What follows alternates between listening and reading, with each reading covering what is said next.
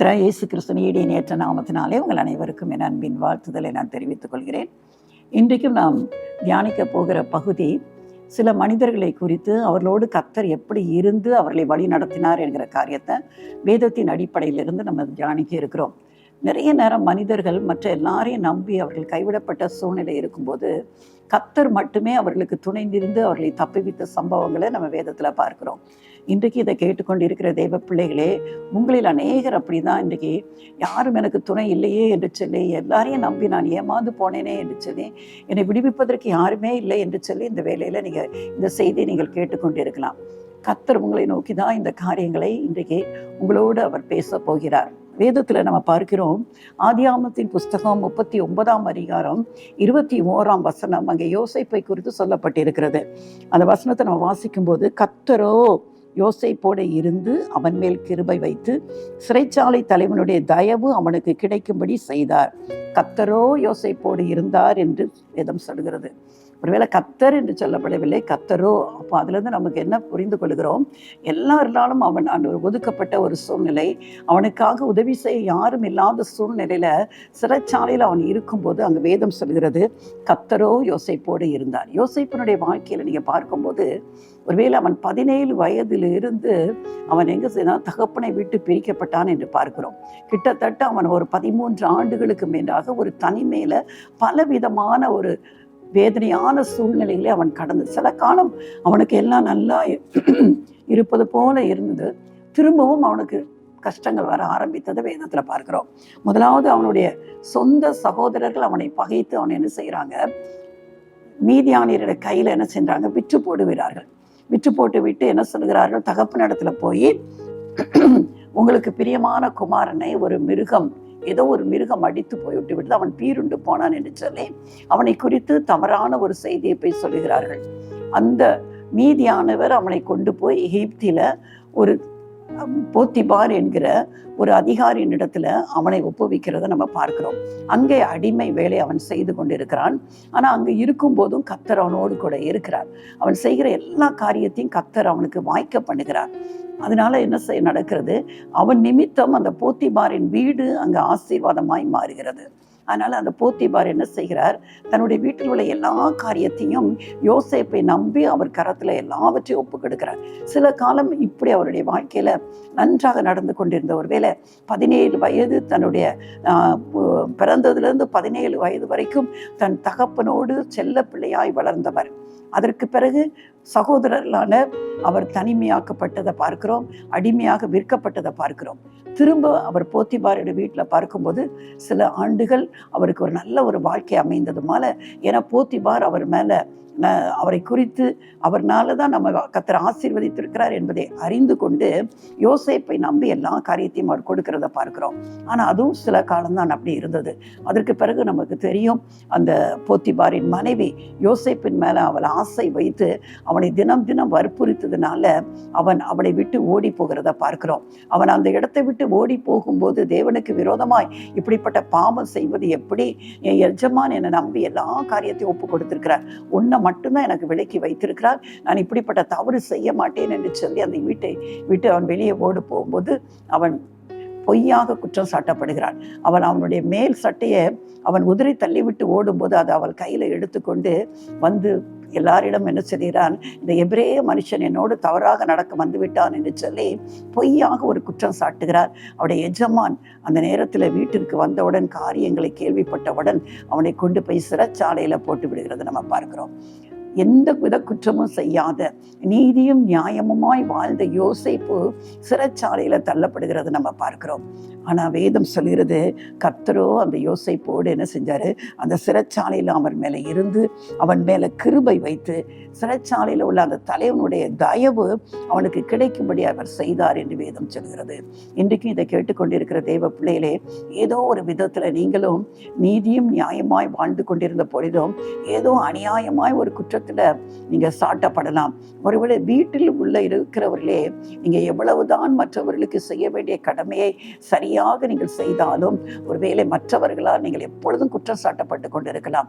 ஒருவேளை குடும்பத்தில் ஒரு மருமகளாக இருக்கலாம். மருமகளாக இருக்கும்போது சில வேளைகளில் அவர்கள் மாமியார்கள் குற்றம் சாட்டுவதை நம்ம அறிந்திருக்கிறோம். சில வேளையில் மருமகள் நிமித்தமே மாமியார் கொடுமைப்படுத்துகிற காரியங்களையும் பார்க்கிறோம்.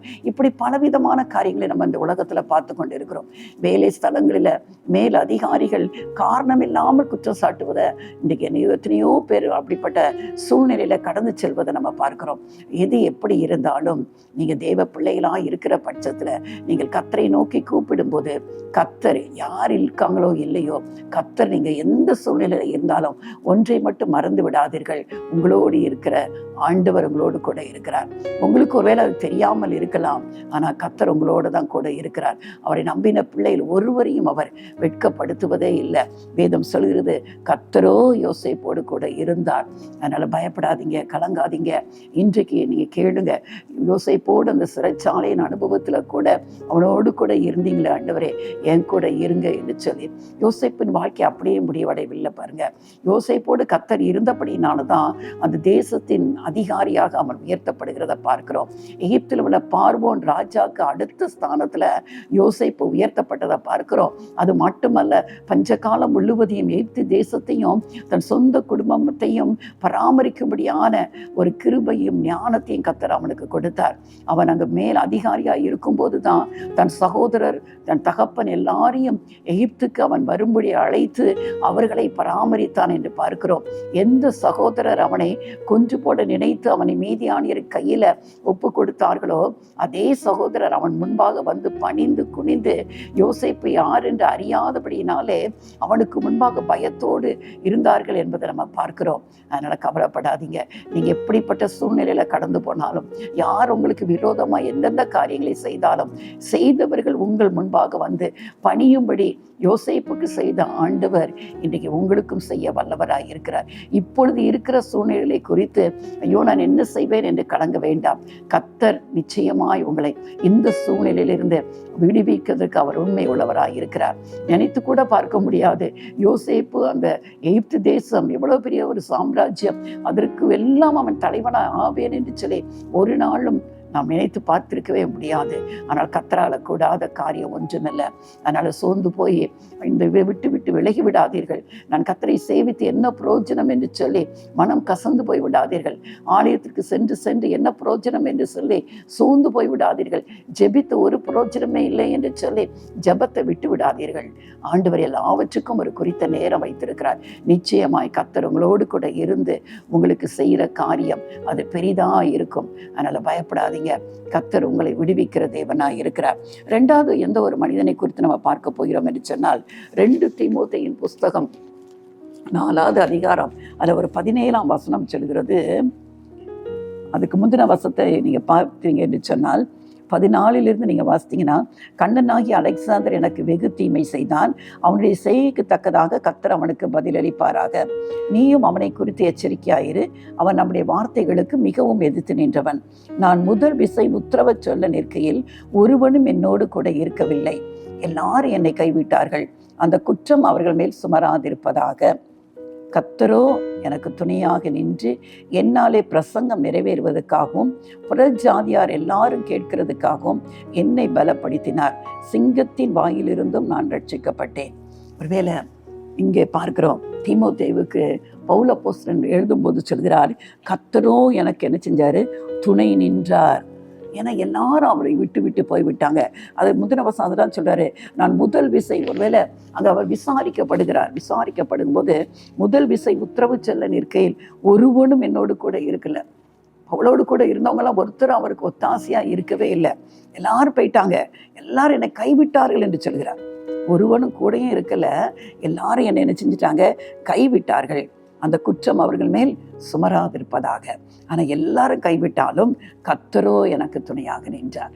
அருமையான தேவ பிள்ளைகளே, இதை கேட்டுக்கொண்டிருக்கிற அன்பு தேவ ஜனங்களே, ஒருவேளை நீங்களும் அப்படி நினைக்கலாம், யாரும் எனக்கு உதவி செய்யலை, எல்லாரும் எனக்கு துணை நிற்கிறது போல இருந்தாங்க, ஆனால் ஒரு ஆபத்து வரும்போது எனக்காக என் பட்சத்தில் நின்று எனக்கு உதவி செய்வதற்கு யாருமே இல்லை.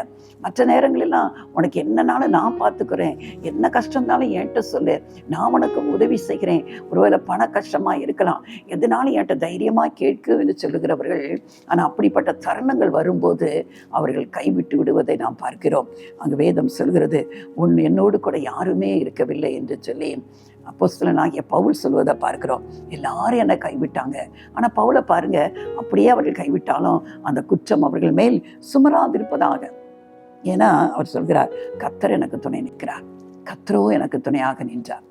அதனால் அவங்க என்ன செஞ்சாலும் பரவாயில்லை, அந்த குற்றம் அவங்க மேலே சுமர வேண்டாம். நீங்களும் ஒரு வேளை உங்களுக்கு உதவி செய்வேன்னு சொல்லிட்டு உங்களை கைவிட்டவர்களை குறித்து நீங்கள் வருத்தப்பட வேண்டாம். அவர்களை குறித்து நீங்கள் அது மனஸ்தாபப்பட வேண்டாம். அவர்களை குறித்து ஒரு பகை உணர்ச்சி உங்களுக்கு எழும்ப வேண்டாம். அந்த குற்றம் அவர்கள் மேல் சுமராது இருக்கட்டும். கர்த்தர் உங்களுக்கு துணை செய்கிற தேவனாக இருக்கிறார். கர்த்தரோ எனக்கு துணையாக நின்றார் என்று வேதம் சொல்கிறது.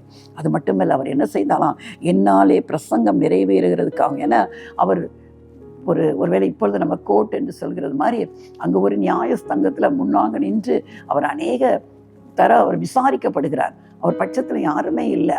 ஆனால் அவ்வளவு விசாரணை இருந்தாலும் ஆண்டவர் அவரை அழைத்த நோக்கம் யாராலும் தடை செய்ய முடியாது. கர்த்தர் அவரோடு துணையாய் நின்று அவராலே ஆண்டவரை குறித்த பிரசங்கம் நிறைவேறதுக்கும் புறஜாதியார் எல்லாரும் கேட்கறதுக்கும். ஏன்னா அப்போஸ்தலனாகிய பவுலை ஆண்டவர் யூதருக்கு தேர்ந்தெடுக்கவில்லை, புறஜாதியாருக்கு கர்த்தருடைய நாமத்தை அறிவிக்கிறதுக்காக நான் தெரிந்து கொண்ட பாத்திரம் என்று சொல்லி பவுலை கர்த்தர் அழைத்திருந்தார். அதனால கர்த்தர் ஒரு நோக்கத்தை வைத்து அழைத்திருக்கிற பட்சத்தில் அது எத்தனை போராட்டங்கள் வந்தாலும் யாரும் அதற்கு எதிர்த்து நிற்க முடியாது. அதனால்தான் ஆண்டவர் அவரை கொண்டு செய்ய நினைத்ததை புறஜாதியர் மத்தியில் பவுலை கொண்டு அவர் என்ன செய்ய வேண்டும் என்று நினைத்திருந்தாலும் அத்தனை காரியத்தையும் செய்யும்படியாய் கர்த்தர் அவனுக்கு துணை நின்றார் என்று வேதம் சொல்கிறது. என்னை பலப்படுத்தினார், அதை செய்யும்படியா என்னை பலப்படுத்தினார். சிங்கத்தின் வாயிலிருந்தும் நான் ரட்சிக்கப்பட்டேன் என்று சொல்கிறார். ஒருவேளை சிங்கம் போன்ற கர்ச்சிக்கிற மக்களுடைய வாயிலிருந்தும் நான் தப்புவிக்கப்பட்டேன் என்று சொல்லி பவுல் அப்போஸ்தலன் சொல்கிறத பார்க்கிறோம். ஒருவேளை தேவனுடைய பிள்ளைகளே, இன்றைக்கும் உங்களுக்கு யாருமே துணை இல்லாமல் எல்லாரும் நம்பி இருந்தவர்களாம் கைவிட்டு இருக்கலாம். நீங்கள் பயப்படாதீங்க. கர்த்தர் உங்களுக்கு துணை செய்து உங்களை எதற்காக தெரிந்து கொண்டாரோ, எந்த காரியத்தை உங்களை கொண்டு நிறைவேற்ற வேண்டும் என்று சொல்லி கர்த்தர் உங்களை அழைத்தாரோ, நிச்சயமாய் அந்த காரியத்தை நிறைவேற்ற கர்த்தர் உங்களுக்கு துணை நிற்பார். பயப்படாதீங்க. யோசேப்போடு இருந்த கர்த்தர், பவுலோடு இருந்த கர்த்தர் உங்களுக்கு நிச்சயமாய் அவர் என்ன செய்வார், கட்டாயம் உதவி செய்வார். இன்னொரு மனிதரை குறித்து நம்ம பார்க்கலாம். வேதத்தில் பார்க்கிற சங்கீதங்களின் புஸ்தகம் 94ஆம் சங்கீதம் 22, 23 நம்ம பார்க்கும்போது அங்கு தாவீது சொல்கிறத நம்ம பார்க்கிறோம். அதுக்கு முந்தின வசனத்தை பார்த்தீங்கன்னா, அவர்கள் நீதிமானுடைய ஆத்துமாவுக்கு விரோதமாய் கூட்டம் கூடி குற்றமில்லாத இரத்தத்தை குற்றப்படுத்துகிறார்கள். கர்த்தரோ எனக்கு அடைக்கலமும் என் தேவன் நான் நம்பி இருக்கிற கண்மலையுமாய் இருக்கிறார். இங்கே பாருங்க, நீதிமானாகிய தாவீதுடைய ஆத்துமாவுக்கு விரோதமாய் ஜனங்கள் என்ன செய்கிறாங்களாம், அவரை பகைக்கிறவர்கள் என்ன செய்கிறாங்களாம், கூட்டம் கூடி எந்த குற்றமும் செய்யாத அவரை என்ன செய்கிறாங்களாம், குற்றப்படுத்துகிறார்கள் என்று வேதம் சொல்கிறது. இன்றைக்கு நீங்கள் எந்த விதமான குற்றமும் செய்யாதமல் இருக்கிற பட்சத்தில் உங்களை அநியாயமாய் குற்றம் படுத்துகிறார்களோ, கர்த்தர் சொல்கிறார், கர்த்தரோ எனக்கு அடைக்கலம். தாவீது சொல்கிறார், கர்த்தரோ எனக்கு அடைக்கலமும் என் தேவன் நான் நம்பி இருக்கிற கண்மலையுமாய் இருக்கிறார். அவர் எனக்கு அடைக்கலமாக இருக்கிறார். தவறாக நீங்கள் ஒருவேளை உங்களை குறித்து பேசப்படுகிறதோ, நீங்கள் செய்யாத ஒரு காரியத்தை நீங்கள் செய்ததாக மற்ற மனிதர்கள் உங்களுக்கு விரோதமாய் பேசிக்கொண்டு இருக்கிறார்களோ, பயப்படாதீங்க. கர்த்தர் உங்கள் பட்சத்தில் இருக்கிறார். கர்த்தர் தாவீதுக்கு எப்படி அவர் அடைக்கலமாக இருந்தாரோ, நீங்கள் ஒரே ஒரு காரியம், தாவீது சொல்கிறார், என் தேவன் நான் நம்பி இருக்கிற கண்மலையாக இருக்கிறார். ஏன்னா தாவீது ஆண்டவரை ஒரு கண்மலையை நம்ம அசைக்கவே முடியாது அல்லவா, கண்மலை அசைக்க முடியாது. அது மாதிரி அவர் கர்த்தர் மேலே அப்படி ஒரு நம்பிக்கை வைத்திருந்தார். அதனால தான் கர்த்தர் அவருக்கு அடைக்கலமாக இருந்தார். எத்தனை பேர் நமக்கு எதிராக வந்தாலும், செய்யாததற்காக நம்ம செய்தோம் என்று சொல்லி குற்றப்படுத்தினாலும் பயப்படாதீங்க. தாவீதுக்கு உதவி செய்த ஆண்டவர் உங்களுக்கும் அவர் உதவி செய்ய அவர் வல்லவராக இருக்கிறார். ஆண்டவர் சமூகத்தில் யோசித்து பார்ப்போமா? யோசேப்போடு கர்த்தர் இருந்தார். கர்த்தரோ யோசேப்போடு கூட இருந்தார் என்று வேதம் சொல்கிறது. பவுல் சொல்கிறார், கர்த்தரோ எனக்கு துணை நின்றார். எல்லாரும் கைவிட்டாங்க, கர்த்தரோ எனக்கு துணை நின்றார் என்று சொல்லி. தாவீது சொல்கிறார், துன்மார்க்கர் எனக்கு விரோதமாக என்னை அநியாயமாய் குற்றம் சாட்ட பார்த்தாங்க, ஆனால் கர்த்தரோ எனக்கு அடைக்கலமாய் இருந்தார் என்று சொல்லி. எல்லா மனிதருடைய வாழ்க்கையிலும் ஆண்டவரை நம்பின ஒவ்வொரு பிள்ளைகளுக்கும் கர்த்தர் தான் அவர்களுக்கு அடைக்கலமும் துணையுமாய் இருக்கிறார். ஒரே ஒரு காரியத்தை பார்த்து நம்ம படிக்கலாம். ஏசாயாவின் புஸ்தகம் 53ஆம் அதிகாரம் 10ஆம் வசனத்தை நம்ம வாசிக்கும் போது, ஏசாயா 53:10,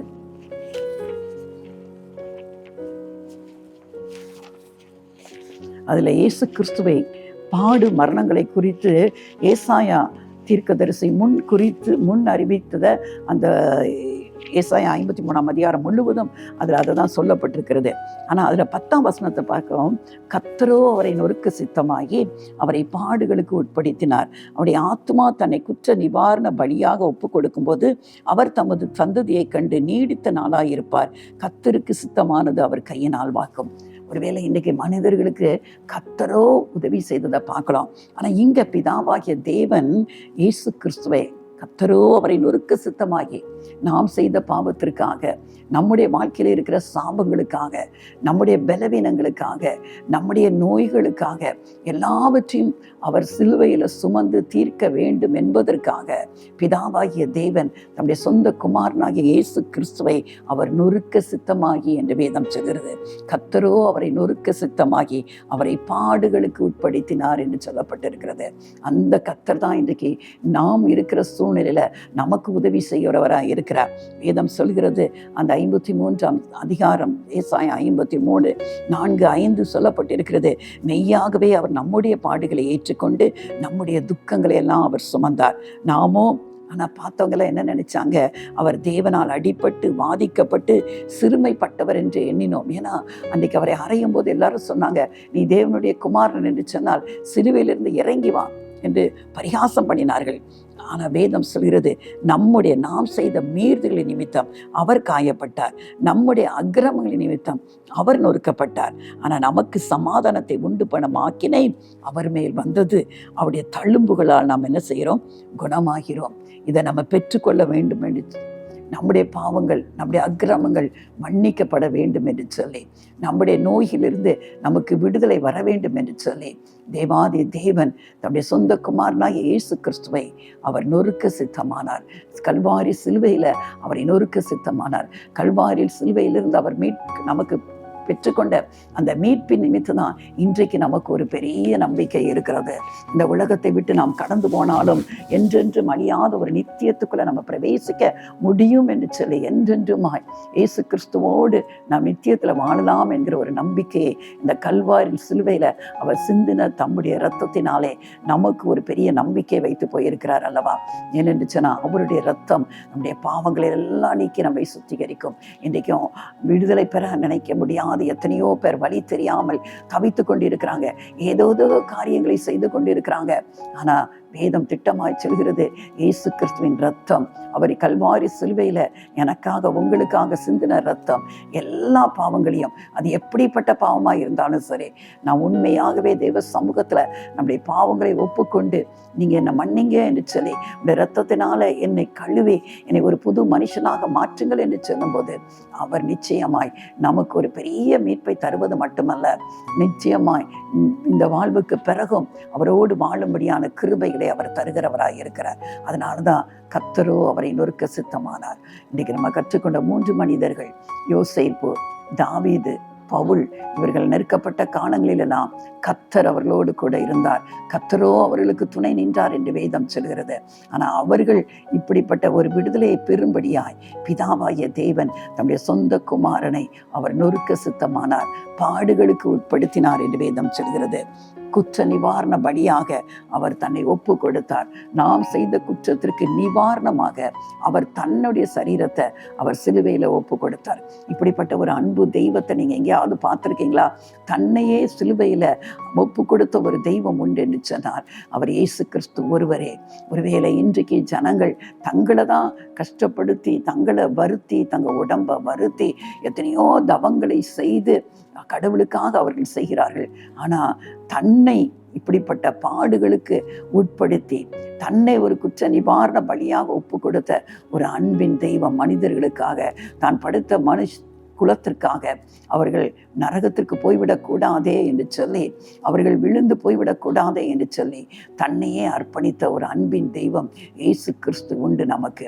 இன்றைக்கு எப்படிப்பட்ட சூழ்நிலையில் நீங்கள் இருக்கலாம், அழுது கொண்டு இதை நீங்கள் கேட்டுக்கொண்டு இருக்கலாம், கவலையோடு நீங்கள் இருக்கலாம், எதிர்காலத்தை குறித்து ஒரு பயத்தோடு எங்கே பார்த்தாலும் என்னை சத்துருக்களாக இருக்கிறார்களே என்று சொல்லி பயத்தோடு வாழ்ந்து கொண்டு இருக்கலாம். நீங்கள் வசிக்கிற வீட்டில் கூட உங்களை சுற்றி சத்துருக்கள் உங்களை சூழ இருக்கலாம். நீங்கள் வேலை பார்க்கிற ஸ்தலத்தில் உங்களுக்கு மேலே பொய்யாய் குற்றம் சாட்டி உங்களுக்கு வர வேண்டிய உத்தியோகிய உயர்வை தடுக்கும்படியாய் அநேகர் உங்களுக்கு விரோதமாய் செயல்பட்டு கொண்டு இருக்கலாம். பயப்படாதீங்க. கர்த்தர் இன்றைக்கு உங்களுக்கு விடுதலையை கொடுக்கிறார். அவர் உங்களுக்காக யுத்தம் செய்ய போகிறார். அவர் உங்களுக்காக தன்னுடைய எல்லா காரியத்தையும் அவர் மேற்போட்டு கொண்டு உங்களை விடுவிப்பார். அநியாயமாய் உங்களை குற்றம் சாட்டுகிறவர்களை குறித்து பயப்படாதீங்க. யார் வேதம் சொல்கிறது, உனக்கு ஒரு கூட்டம் உனக்கு விரோதமாக எழும்பும் என்று சொன்னால் பயப்படாதே. உன்னை குற்றப்படுத்தும் எந்த நாவையும் நான் குற்றப்படுத்துவேன் என்று சொல்கிறார். யாரும் உங்களை குற்றம் சாட்ட முடியாது. சீக்கிரமாக நீங்கள் பார்ப்பீங்க, யார் உங்களை குற்றம் சாட்டுகிறார்களோ அவர்கள் பெரியதான குற்றச்சாட்டுகளுக்கு உள்ளாக்கப்படுவார்கள். தெய்வ பிள்ளையை நீங்க செய்ய வேண்டியதெல்லாம் இந்த ஆண்டவராக இயேசு கிறிஸ்துவை மட்டும் பற்றி கொள்ளுங்கள். அவரே நமக்கு எல்லாவற்றிலும் எல்லாமாய் இருக்கிறார்.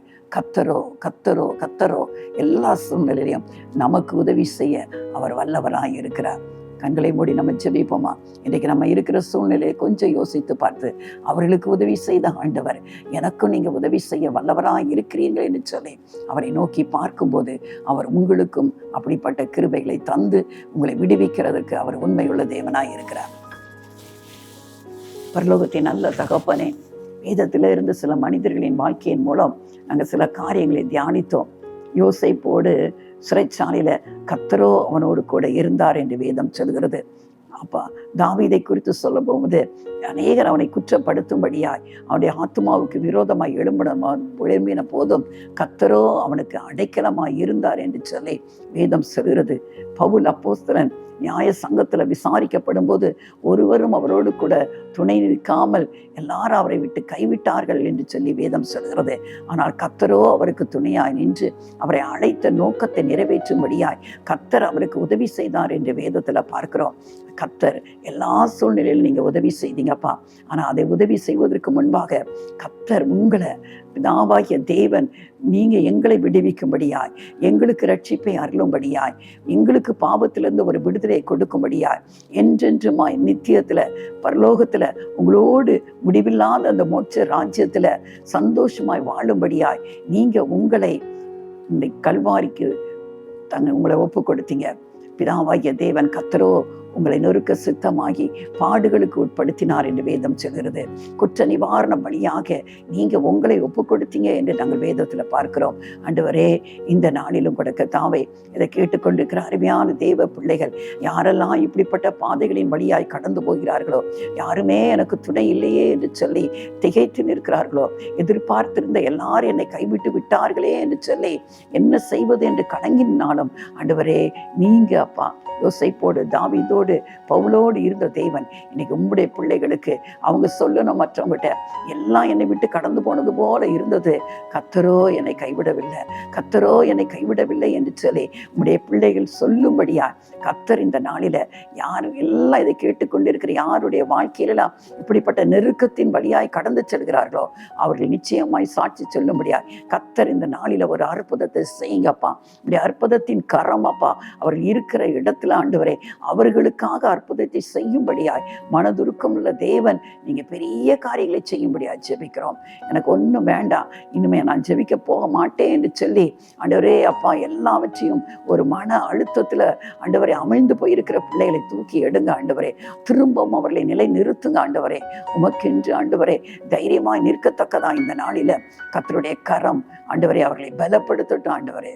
தகப்பனே, உமக்கு நன்றி செலுத்துகிறோம். கேட்டுக்கொண்டிருக்கிற ஒவ்வொருடைய வாழ்க்கையிலும் அற்புதத்தை செய்யுங்கப்பா. ஆண்டவரே, ஒருவேளை பாவத்தோடு வாழ்ந்து கொண்டிருப்பார்கள் என்று சொன்னார். பாவத்திலிருந்து விடுதலை கொடுக்கிறவர் இயேசு கிறிஸ்து என்பதை கண்டுகொள்ள அது நிமித்தம் வருகிற ஆண்டவரே விடுதலையை பெற்றுக்கொள்ளும்படியாய் கர்த்தர் உதவி செய்யுங்க. ஒவ்வொருடைய தேவைகளையும் சந்திங்க. ஒவ்வொருடைய கண்ணீரும் ஆண்டவரை துடைக்கப்படட்டும். ஒவ்வொருடைய சிறையிருப்பும் மாற்றி அமைப்புங்க ஆண்டவரே. இனி வருகிற நாட்கள் ஒவ்வொருவருக்கும் சமாதானமும் சந்தோஷமும் பலனும் நிறைந்த வாழ்க்கையாய் காணப்பட கர்த்தர் கிருபை தாங்க. இயேசு ரட்சக நாமத்தில் ஜெபிக்கிறேன் நல்ல பிதாவே, ஆமென்.